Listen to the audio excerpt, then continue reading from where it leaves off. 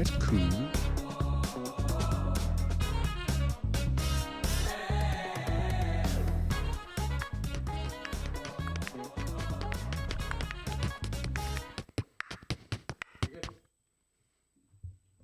Are we live? Hi, everybody, and welcome back to another episode of the Mayor. You can see us little beatboxing. The Mayor Tyler Moore Show here on the Kokomo Post, partnered with Robert Miller and Son Furniture. My name is Drew Larison. This is MTM. Hey, Drew. Hey, Mr. Mayor, how are you? I'm doing well, thanks. Coming off of a fun weekend. Yes, tell me all about it. You were in another curtain call show. Another production with the Kokomo Curtain Call Theater for Children, and this production was actually, it had a small percentage or a small group of the littles, as they like to call them, but the primary cast were students that were in high school or have already graduated and come back. It was kind of it was called the Alumni and Family type of show. That there was a handful of those and a few of us I love that. kids at heart that took some of the older roles in it. So it was Joseph Mazing, Technicolor Dreamcoat. I was fortunate to be given the opportunity to play both Jacob and Potiphar. Dual roles. Dual roles. Check this guy out. So yes, I looked at the initial cast list for that, and then it had a description of who they typically cast for that. So I looked at Jacob and Potiphar after I was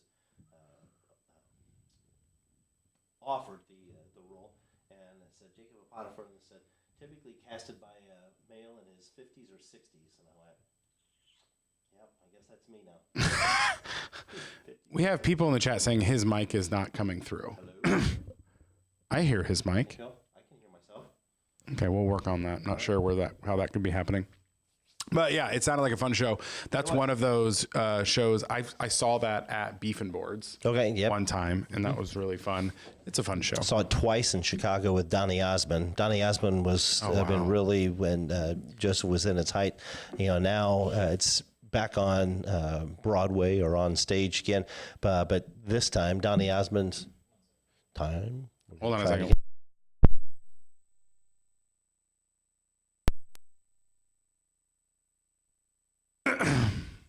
Clip, I can hear.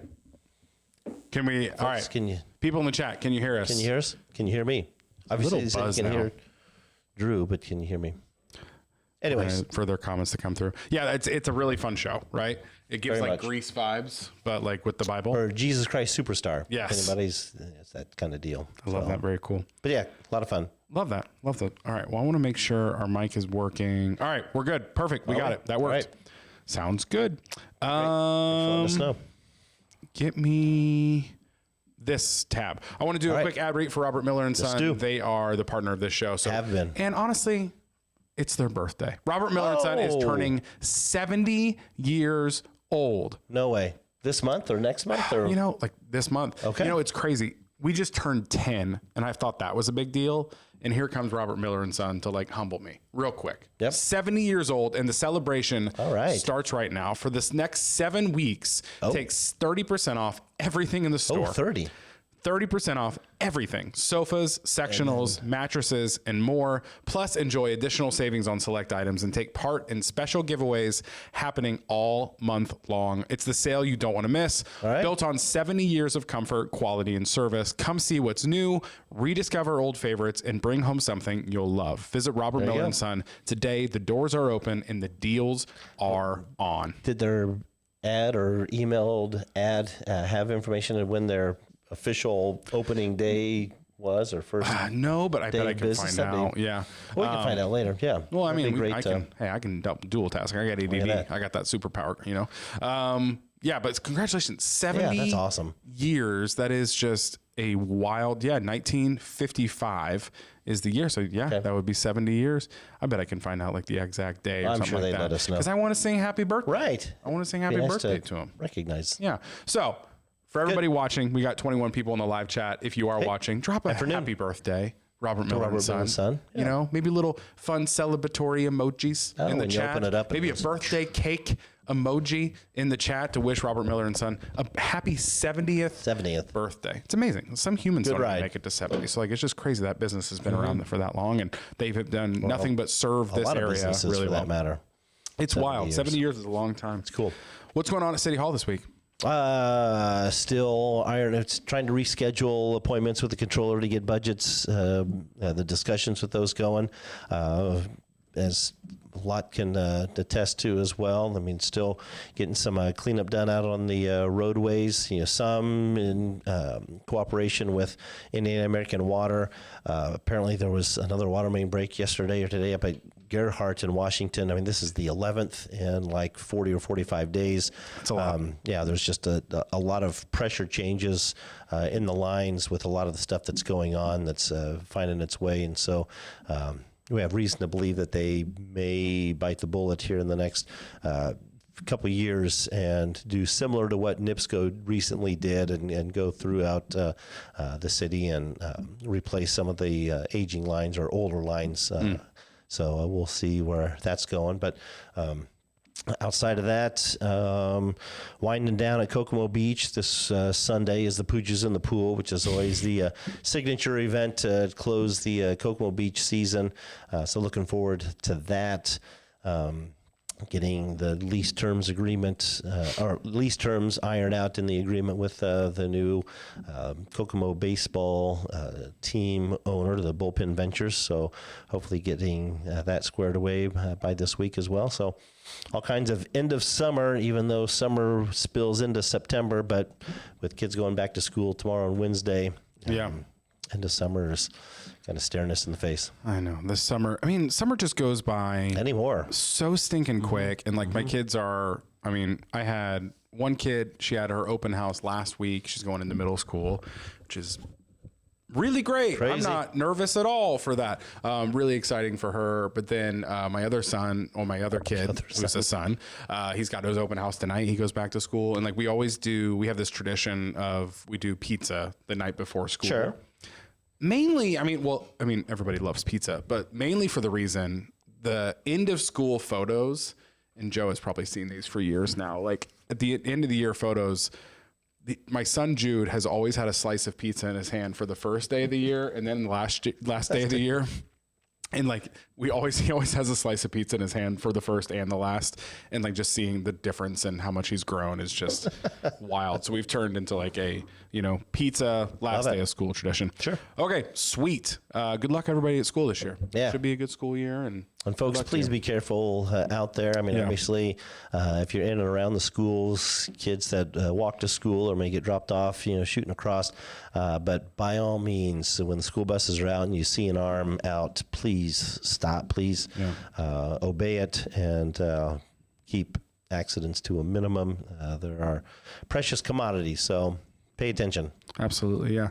So I starting to see some questions in the live chat. Thank you guys so much for doing that. Cool. I'm pulling those questions over my notes. So if you see me typing away, that's what I'm doing. We have a lot of pre-show questions as well. So we have some live questions coming in. And some of the questions are similar to what are either pre-submitted or so if I abbreviate an answer to one that may have been answered before, we'll take offense to it. We'll try and keep the answers as detailed as possible. And if I don't give enough information to your answer or enough information in the answer to your question, you can always follow up. Yeah. Kokomo Post or email me at mayorcityofkokomo.org and I can get you more information or direct it to the appropriate department. Sure. Last week's show, we did go an hour and 45 minutes because there were so many questions, which first thing, it's awesome. Great. Like what a great problem to have, that we had so many people asking questions about what's going on in the city of Kokomo. We had the mayor here. Great problem to have, hour 45. Can't do that every week. There's just and a lot of it's on me. Because I then try to get a little wordy at times. But you're here, and honestly, in the chat, thank the mayor. You did not say I have to go. You did not say can we hurry this up? You didn't say, Joe, you were here last week. Just powered through for an hour and 45 minutes of questions. It was only 48 questions. Yeah. So thank you for doing that. Cause there were I think we had another mayor from another city in the chat last week saying this is awesome. I should do this in my city. So it was really cool. But at the same time, a lot of the questions last week were the same question, and I don't know. I think the team has been talking about it the last week. I'm the issue because I want everybody's question to be respected and read. but that means we might have like just really long shows. Okay. So if we do get a question that was previously asked, I might say, hey, go back to a certain that was answered within like the first 10 minutes or something like that. But we'll try to answer as many questions as we possibly can, and we'll go from there. But thank you guys for asking all the questions, engaging with the show, things like that. Questions and those that are tuning in live. Absolutely. Yeah. So we have like over 20 pre-show questions today. We're probably going to have quite a few live questions too. So thank you guys for doing this. Awesome. Thank you for doing this. Not every mayor would spend his Monday afternoons with this guy answering questions online. So let's get into it. We've got 30 people watching. Thank you guys so much for jumping on the live stream today. If you do have questions, feel free to leave them in the live chat. Just because we have a bunch of pre-show questions does not mean we will not get to your live show questions. So if you have a live chat question, just put it in. Also, Aaron Glunt. Do you know Aaron Glunt? I have met Aaron Glunt. Aaron Glunt from Aaron 5 News is a kid from Greentown. And literally, I just learned he is a kid because he went his first day as a senior at Eastern High School. I did not know Aaron Glunt was still in high school. I thought he was like an adult man because he is doing his best to be very active online. And like, thank you for being active on this show, sharing our call for questions, Aaron. We really appreciate it.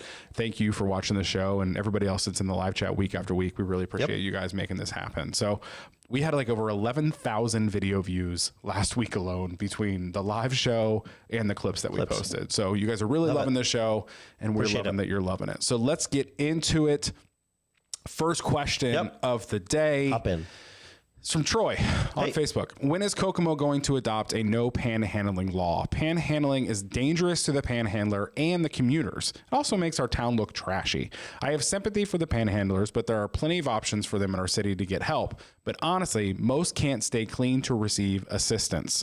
Troy on Facebook. Yeah, that's the unfortunate thing is we don't know the story behind those that are out panhandling.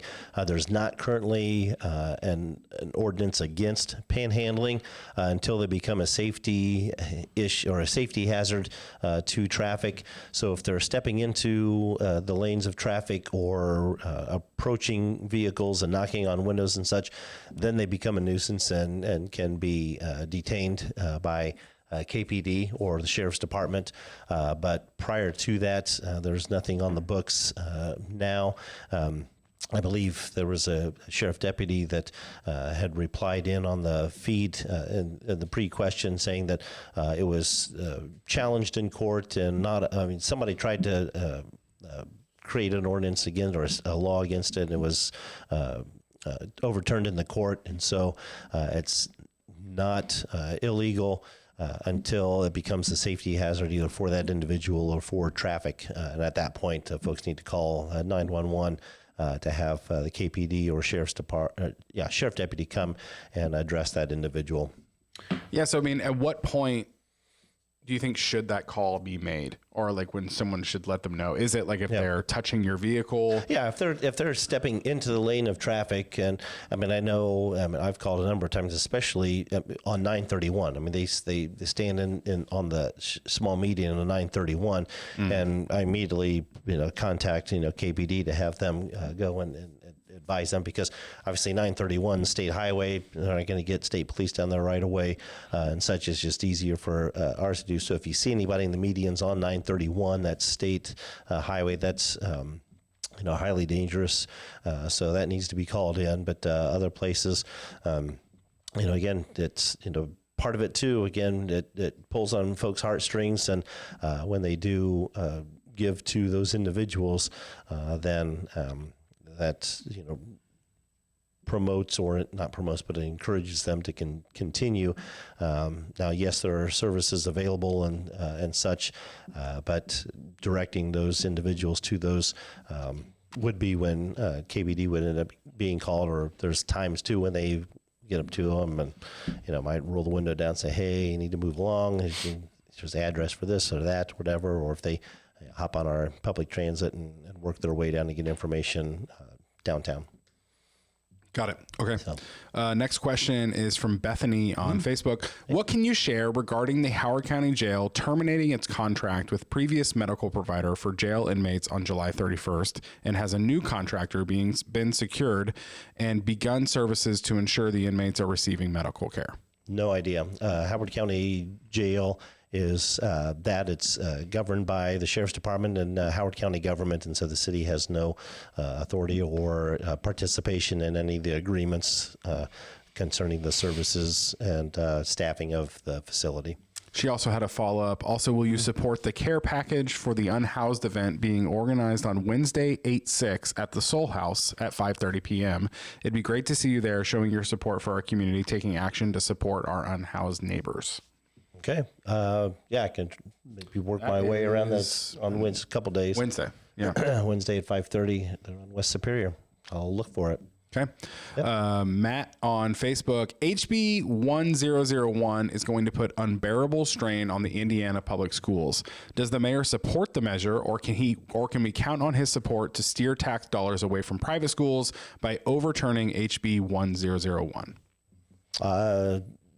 Don't have the authority to overturn anything law. I mean, now I would be happy to learn more on that and see how that's affecting school funding, but that would be a call to be made to our state representatives or state senators to look at overturning or addressing that state law. If it was, I'm assuming he or she's referencing something that was passed at the legislature or being proposed at the state legislature. Yes. So. Yeah. He was just asking, do you support the measure, or can you count on can they count on your support to steer tax dollars away from private schools by trying to overturn this? Which you're saying I don't have any power to overturn it. Right. Yeah. We're steered away. I mean, I could have conversations with our state representatives, state senators to get more information on the proposed bill, but again, it would ultimately be up to them. Okay. Next question is from Hannah on Facebook. Hey. Given yesterday's incident at Summers Park, what steps is the city taking to protect residents from gun-related threats in public parks? Does the mayor support any local or state level changes to address this? Are there any firearm ordinances in place? Yeah, it's my understanding that firearms are not permitted in our parks. Now, if folks are going to bring them. Unfortunately, as they witnessed yesterday, it's an unfortunate situation where there was an event or a gathering going on, and someone made the choice for whatever reason to, have a gun there and make sure that others saw him loading the gun. But again, I think that someone had also mentioned in there that they appreciated, members of the community stepping in to get KPD there as soon as possible. KPD did show up, and the gentleman had left the premises. So things that are being done to deter situations like that and other threats to folks' safety, especially at events. We're looking at instituting a policy for events that are requested in our city parks or even in our community, whether it's a 5K run or an event down on the square, something that the organizers of said events, no matter how large or small, will be required to have a security presence at that event and have that as part of the application that they need to submit in order to get approved for street closures or block parties. And so we're looking at that.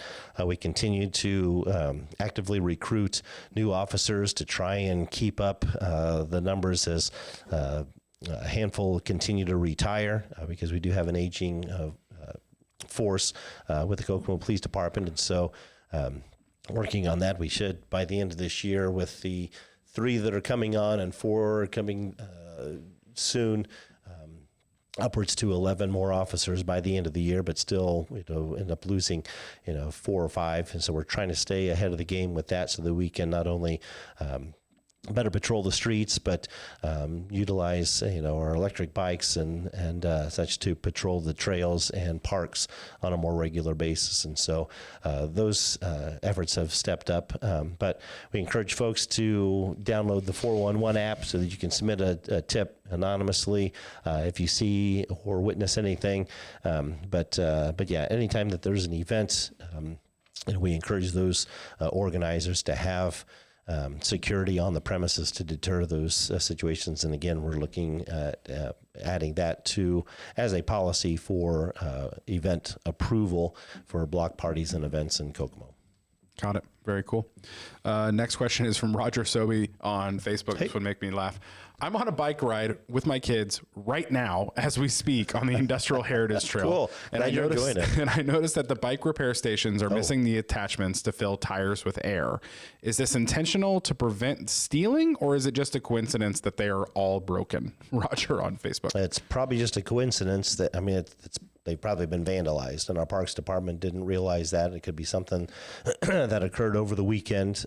So I'll be sure to notify our park superintendent, or if any of the my staff or department heads are watching live, get a note to our park superintendent, Torrey Rowe, to have his folks check those stations, because it's not intentional. They're there for a reason, so chances are they've been vandalized and some of those things have been removed.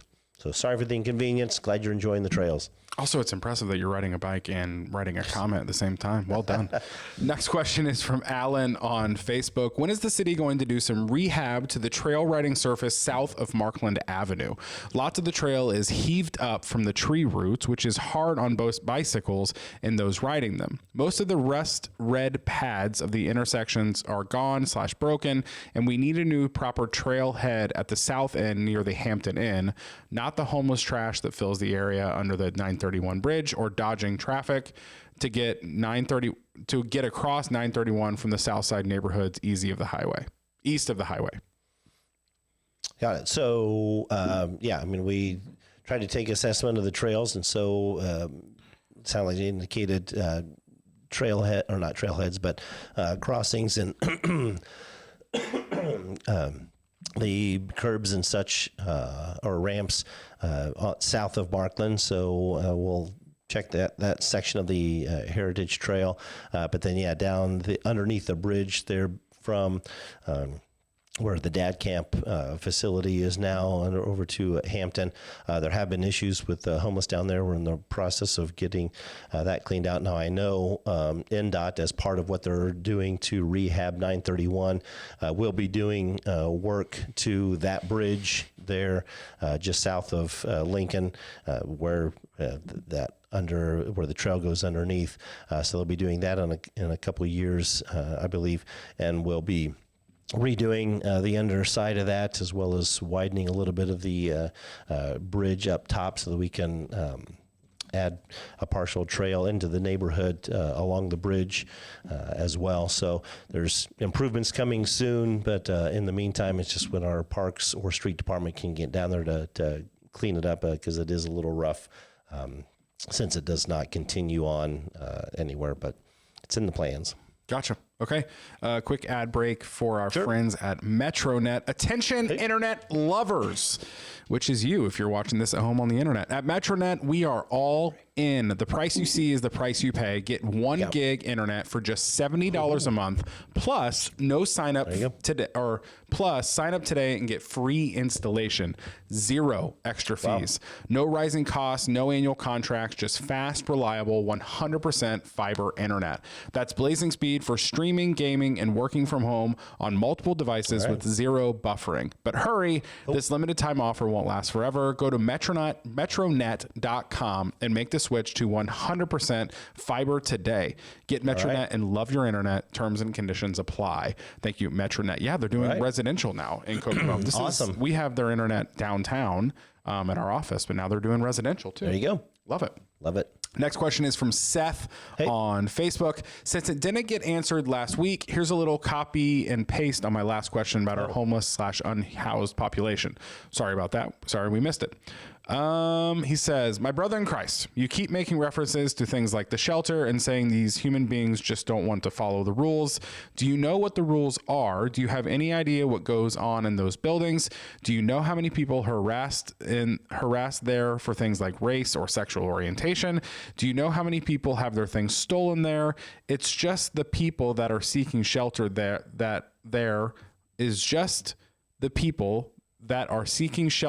there that are to blame for all of this. Improvements are needed.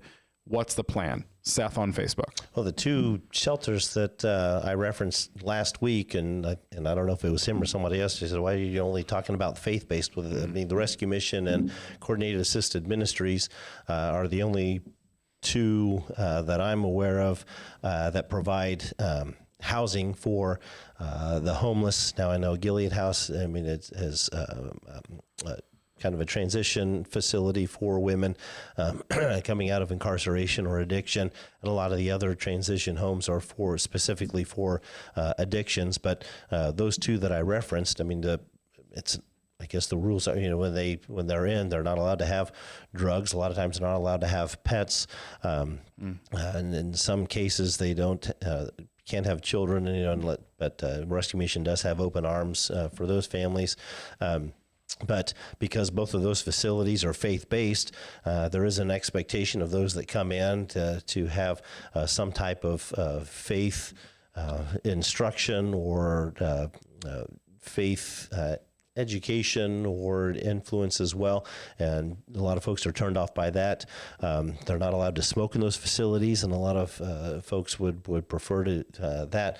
And a lot of times, too, they just, they don't want to be monitored coming and going. And so, do I know what the specific rules are in those facilities? No. Do I know I can almost guarantee that things aren't being stolen in there. If they are, then folks that are caught doing that are probably banned from those facilities.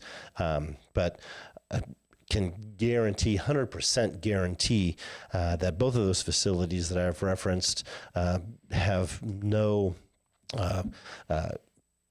position or do not discriminate based on race or sexual orientation or such. I mean, they welcome those that are in need and are seeking help. I mean, so I would encourage him to contact both of those facilities to find out if there are specific rules that I'm not mentioning here, but a lot of those are pretty much the specifics. I mean, if they're going to be in, there's expectations, and a lot of that is just lifestyle expectations, again, with either smoking or other activity, not race, sexual orientation, or any type of other affiliation. Okay. I can almost guarantee. Got it. Next question is from Esther on Facebook. How can we get our neighborhood cleaned up with junk cars sitting in their yards and people not mowing their lawns? Kokomo is looking bad, Esther says on Facebook. Yeah, so folks are encouraged to call code enforcement. I mean, a lot of times the enforcement that is done is because folks contact our code enforcement office. They send an inspector out and they work with the homeowners.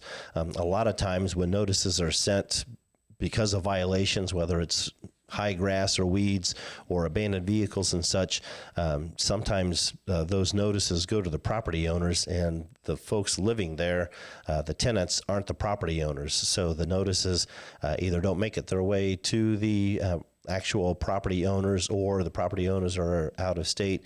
And a lot of times there's certain amount of time that folks are given to rectify the situation.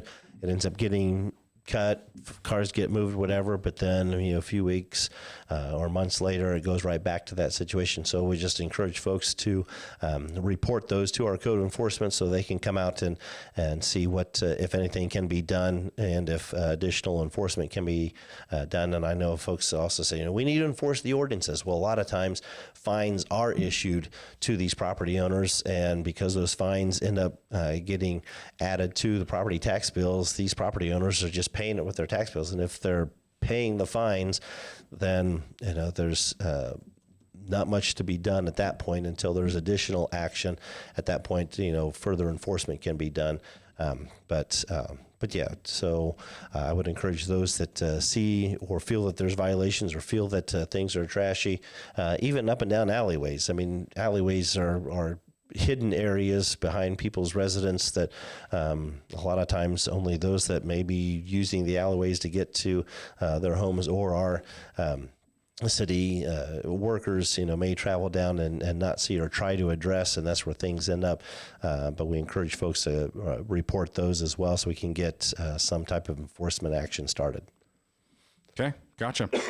And then Jim on Facebook had a very similar question about, neighbors having trash and junk and derelict cars and grass knee high around their homes, just about city ordinances too. So Jim, we see your question, and that answer previously should have answered that. Code enforcement. Yeah. And a lot of times too, it may be an elderly person that, has somebody caring for it, and they've contacted the owner like, I'm working through something right now, and we'll get it. I mean, code enforcement, when they come in, they want to work with the property owners, especially if they feel that they're sincere in wanting to take action and to rectify the situation. Again, I just don't always know those situations, but yeah, definitely call code enforcement. Okay. Gotcha. Next question is from Tiffany on Facebook. Longtime viewer. I appreciate it, Tiffany. When will the street department put the lines back on the road on Washington between Sycamore and Superior? When it rains, you cannot see those dim little dotted lines, and it's an accident waiting to happen when rainy. Tiffany on Facebook. Yeah, so hopefully soon. I know E&B came in and helped to restore that when that work was done, but it could just be a matter of our traffic department getting to that. But knowing that it has been at least a month now since that restoration work was done, we'll get traffic on it. Gotcha. And then Megan on Facebook wants to know, what is going on Sycamore and 931 where the Speedway used to be? Nothing right now. I mean, it's the fence is up and around it. I think they may be in the process of trying to sell that parcel. I don't believe there's anything going in there at this time, or if there's even any interest in it, but it's closed and just fenced off for now to keep folks out as they work through what the future plans of that parcel will be. Gotcha. Love it. Let's give a shout out to our friends over at Azumi Japanese Cuisine. Are you craving really high quality Japanese cuisine that will create lasting memories for your taste buds?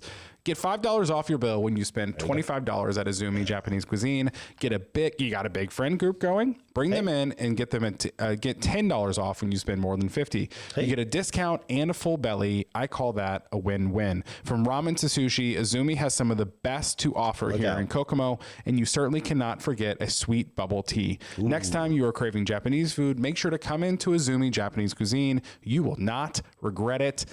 I agree. You won't. That is some of the best Asian cuisine in general in Kokomo. Azumi over there by Planet Fitness and OG Panda, all of that. Mm-hmm.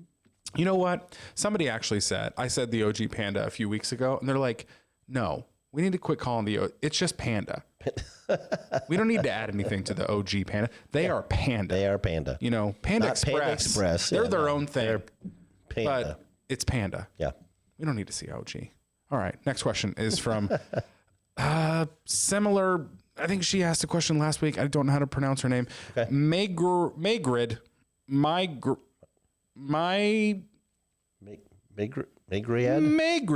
on Facebook. Observation. I love the large swaths of native pollinator planting at Jackson Morrow Park. It's excellent. It's the best thing at the park for insects and wildlife.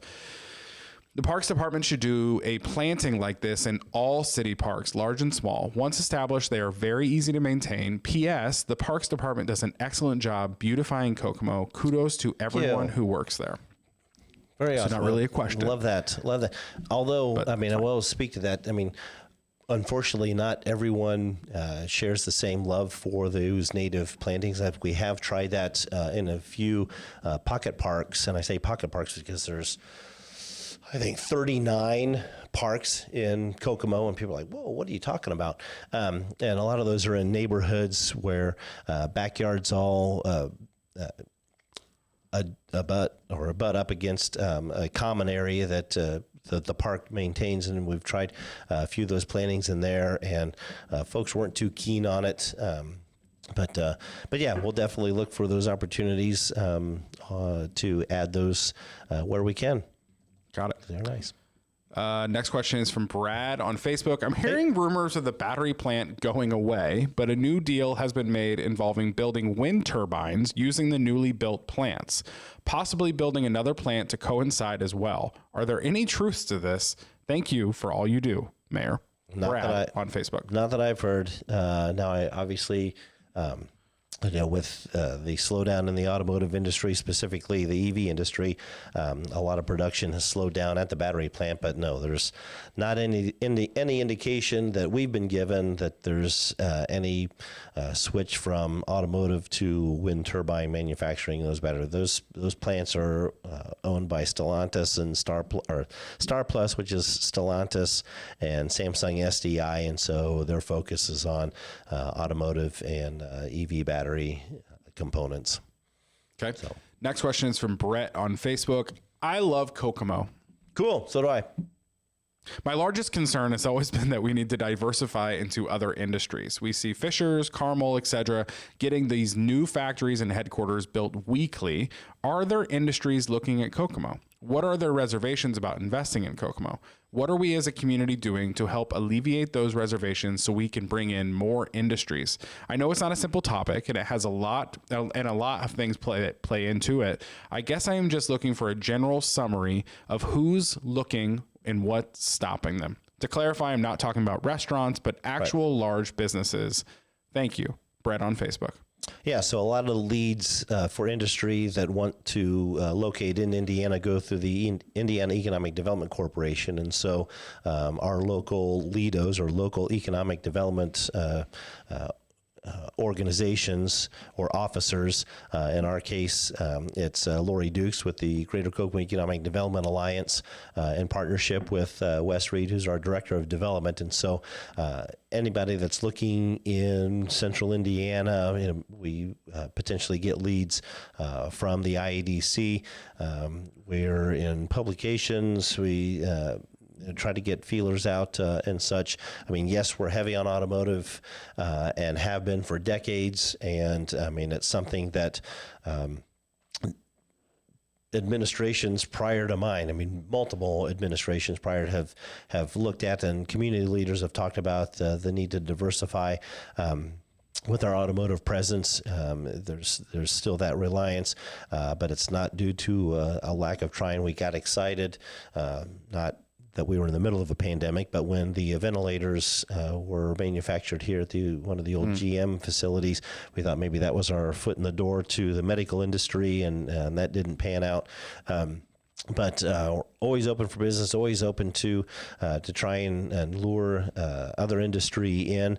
A lot of that just comes down to what they look for in an area, whether it's proximity to interstate quality roads. And so thank goodness, 31 is becoming that way, and with the attention of that. And so with what we're doing, or NDOT's doing on 931, but then also on 31, making that interstate quality. They also look at proximity to rail. They look at proximity to airports, to water accessibility and such. I mean, so it's a lot of it, depends on location, but then also amenities. And so what are we doing as Kokomo to do it? And we're trying to make it an attractive place to live, work, and play, so that when companies look to areas, they see the other amenities that their workers or employees may be enjoying. And so as we continue to work on trails and our parks and the arts and other amenities, our hotel conference center, to try and draw folks in that way. It's a joint effort, and a lot of times too, it comes down to incentives that these companies need, and without the state, a lot of times we can't do it on our own, and so we're relying on that. But a lot of it, it's site selectors looking for locations. Excuse me. Goodness. Got it. You all right? Yeah. Got a little scratchy throat from the weekend. Oh, yeah, you did a lot of talking. Speaking of amenities, Rachel on Facebook says, any update on pickleball courts? Expected completion, ?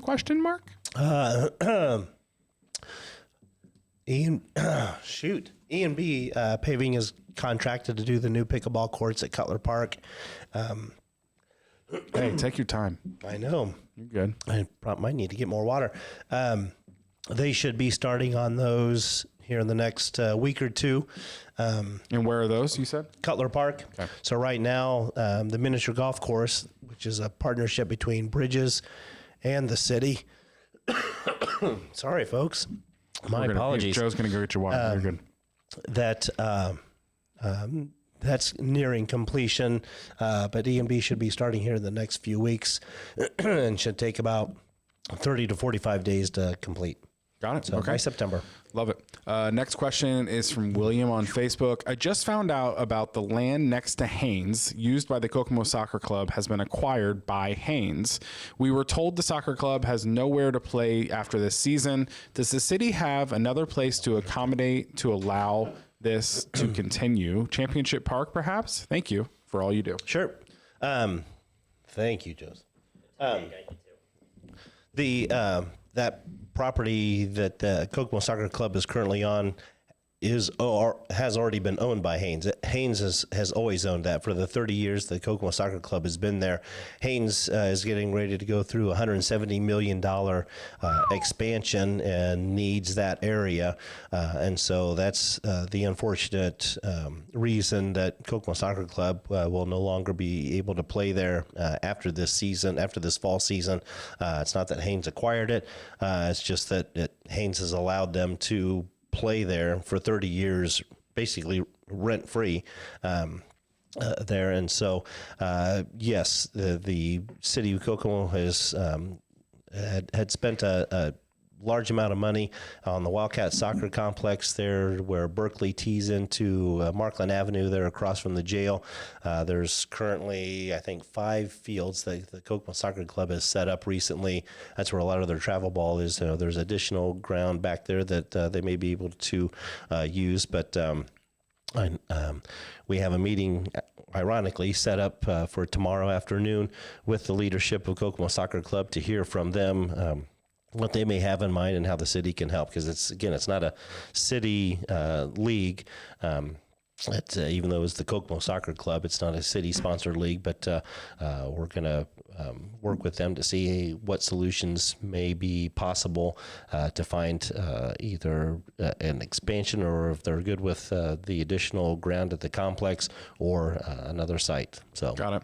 And Angelina, she actually asked live as well as before, is the Kokomo Soccer Club getting a new field? So there is kind of your answer. Yeah. So it's yes, in progress. Yeah. They will be getting a new area. I mean, like I said, they're already, as I understand it, running their travel league teams at the Wildcat Soccer Complex. They're along Markland. It would be their rec teams, from 6U to 8U to 10U to 12, 14, all of those teams to find a new site on which to play, whether it's there at the soccer complex as well in the background that would need some attention, or if there's something else available. So we're going to meet tomorrow. Love that. Very cool. Yep. Next question is from Brittany on Facebook. Why is it that Kokomo Beach is closing earlier and earlier? Frankfurt Park Department are running theirs till Labor Day on the weekends. I would hope the park department research other water parks during off season, make it better. Sensory evenings, fenced splash pad, since once again you have another one close to the road, longer season, etc. Brittany on Facebook. Yeah, since the vast majority of our staff are high school students, it usually corresponds when school ends and school begins.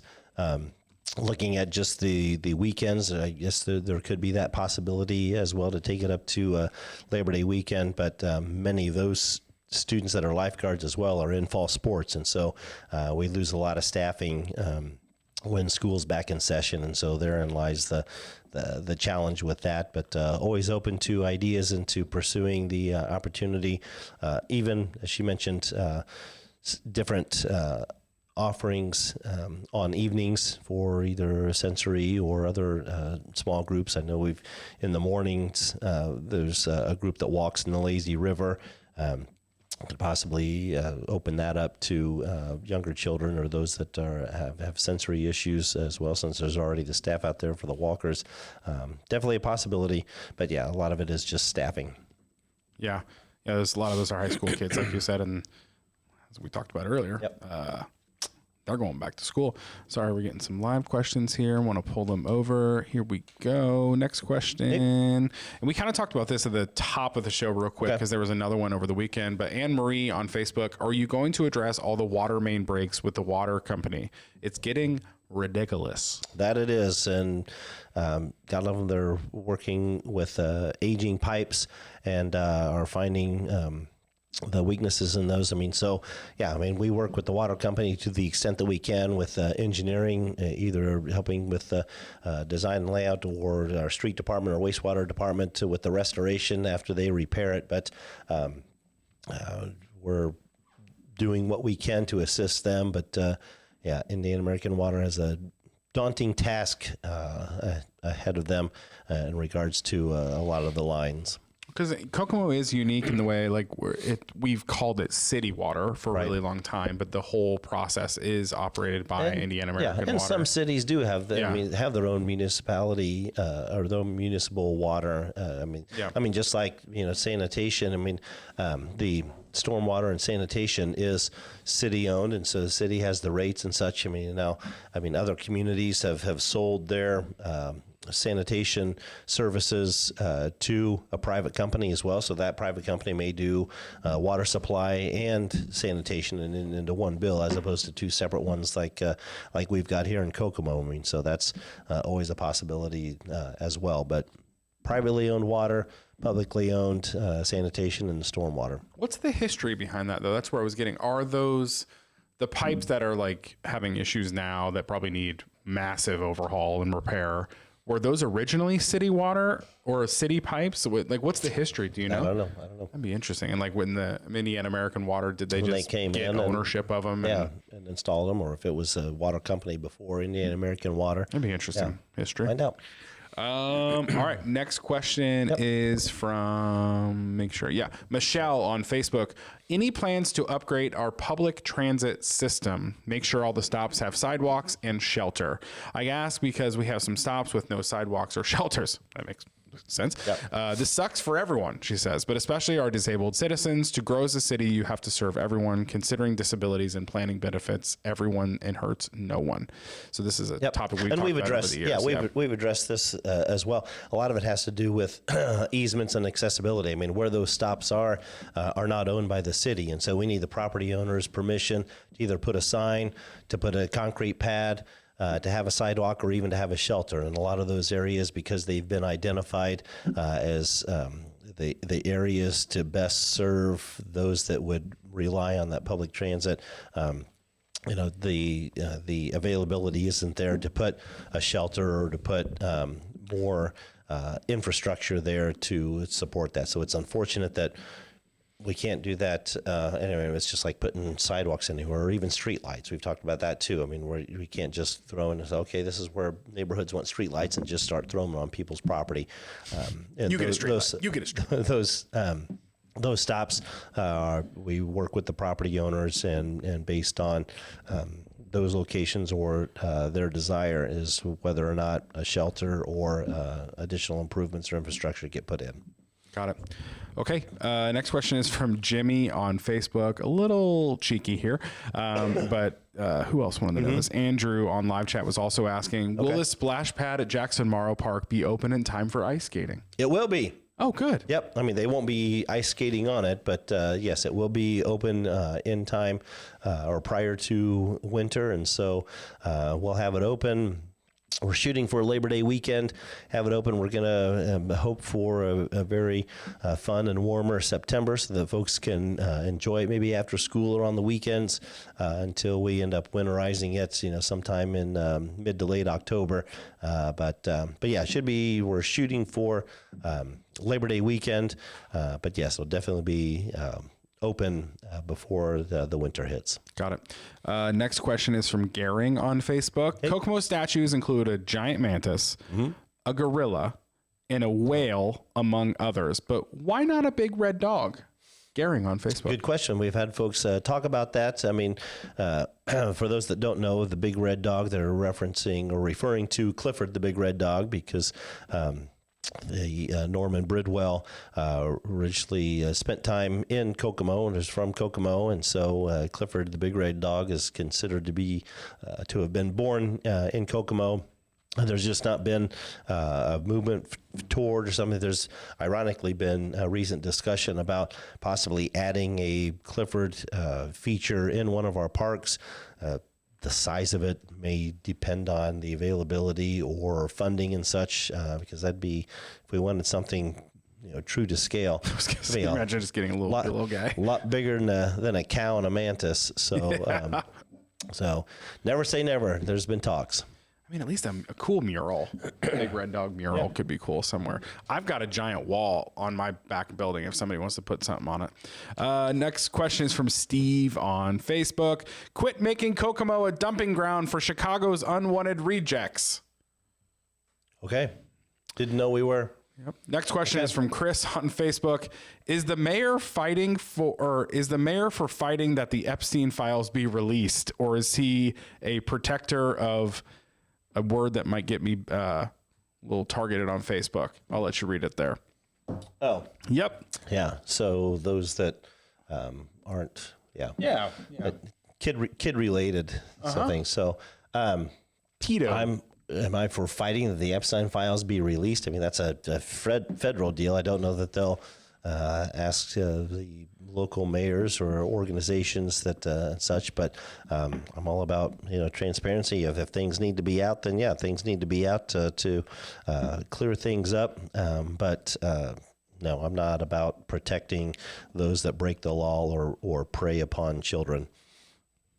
Great answer. Contrary to what other folks that throw bombs on social media may say or claim. So got it. Next question is from, let's see, Andrew on live chat asked about Jackson Memorial Splash Pad. Yep. Aaron on live chat, ERIN. Okay. Any news on getting rid of the license branch on the South Apperson? We would love for that owner to find a way to repurpose it, or someone to maybe make a deal and then repurpose it. And we've got efforts in place to look at that corridor. I mean, for a number of years now, we've been soliciting developers to try and take Warren's Auto Parts under their wing as kind of a pet project to do. And we think if that were to come to fruition, that would kind of spill over to the rest of the area. But I totally understand. And those that don't know where the old license branch location was, that's where I got my license. It's there at on Home Avenue, where Home and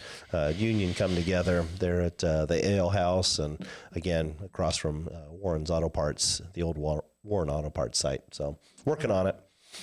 Next question is from Jeff on live chat. Hey. What does success look like for Kokomo beyond economic numbers? Great question. Jeff on live chat. Success for Kokomo would be a slow, steady growth in population. I mean, not big ones, but if we continue to work on amenities and continue to work on quality of life measures and finding ways to, again, get folks to be more accountable for their properties, to clean that up, to be more welcoming, to be more positive and stuff. I think if we see a slow continued growth in population where other cities around the state might be losing or reducing in population, I think that would be deemed a success. If we're able to find a good, positive, humane and sustainable way to address homelessness and mental health illnesses, it's going to take everybody. I mean, I mentioned this last week too. If a level of government or some municipality or some area found a way, the best solution to address homelessness, we'd probably all be doing it, but there's not now. So it's going to take everybody to continue to come together to try to find ways to address that. So slow and steady increase in population, and I think ways to reduce and address homelessness will be successes that we can experience. Gotcha. Folks, we are getting close to the end of the live chat questions. So if you have one, make sure to sneak it in there. Next question is from Heather on live chat. We've talked about this a lot on this show. Okay. Any update on Chick-fil-A, and is it still going to be in Hobby Lobby's lot? Heather on Facebook. As far as we know, it's still going to Hobby Lobby's lot. I mentioned this before. They've already got permits pulled to start. Don't know what the situation is, and nor does our engineering department. They've been the primary contact with that, and so a lot of what they're doing is with the property owner there. So it's as far as we can tell, and as we know, it's still coming and going there in front of Hobby Lobby. Gotcha. Tiffany on live chat. Hey. This was a comment when we were talking about the Kokomo Soccer Club. Oh, sure. Yeah, she says the area beside McKinley School along the trail, is that big enough for soccer fields? McKinley School along the trail. Maybe I don't believe so. Yeah, soccer fields are big, man. Yeah.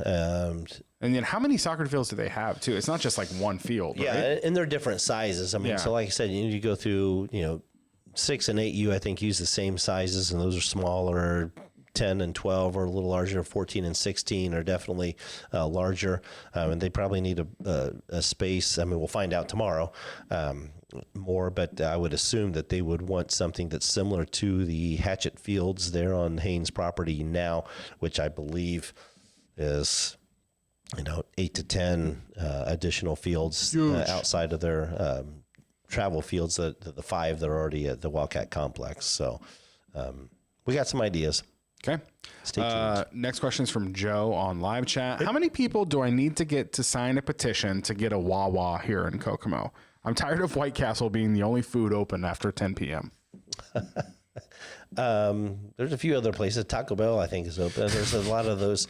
Wendy's, there's a lot of those are open past that. But for Wawa, I mean, what the situation may be for that is that if Wawa or another similar large national type of chain or regional type of chain, convenience / gas station comes to town and wants to locate in an area that does not fit within our current ordinance, where there's the mile buffer between existing, they would need to, they could get a petition and come to the Board of Zoning of Appeals meeting that Wawa or another may need to go before in order to get a variance to develop inside that mile buffer. So you can reach out to the Wawa folks, see if there's definitely interest in coming, and I guess give them the assurance that you've got enough support and some petitions to show up at a BZA hearing to talk that board into do it if and when they would decide to do that. You can do it, Joe. So this next question, honestly, my heart skipped a beat. okay. We are in Kokomo, Indiana, right? Mm-hmm. Okay. Aaron on live chat. A couple weeks back, we talked about the YMCA needing a stop sign, and the problem was parked cars. Could we make a bump out where they parallel park or add a speed bump on the crosswalk like Carmel? Someone requested a bump out. Are you sure we're still in Kokomo, We Indiana? are still in Kokomo. I don't even know what to think. Aaron on live chat. There's already a little bit of a bump out on either side to reduce that. But as for a speed bump, we could consider that. I know that, speed bumps, we're looking at a formal policy and that. So we get not a lot, but we get requests from time to time from folks in neighborhoods requesting speed bumps in their neighborhoods to slow folks down. The issues with that, sometimes it creates safety hazards, and also during the winter months when we're working on snow removal, if we fail to remember where a speed bump may be, or are going through, it can catch the blades and such. But yeah, we can look at possible measures, but I'm not that interested in enlarging the walkway there with any type of larger bump out.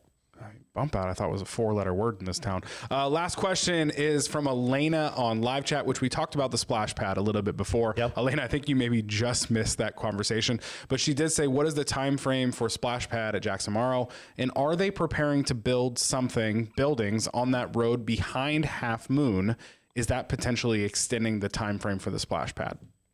Something's getting built over there. Shooting for Labor Day, and yes, part of Indiana American Water's desire to install a line down pipeline is to help promote or prepare for any type of development that may occur from Webster from Jackson Memorial Park down to the Half Moon and Lucas Furniture and that area. So, I mean, there's been interest in some of that ground, but water availability was an issue, and they probably had received some requests. I mean, so yes, running that line down there to potentially prepare for any type of development was part of the reason for the delay in getting water to the splash pad site.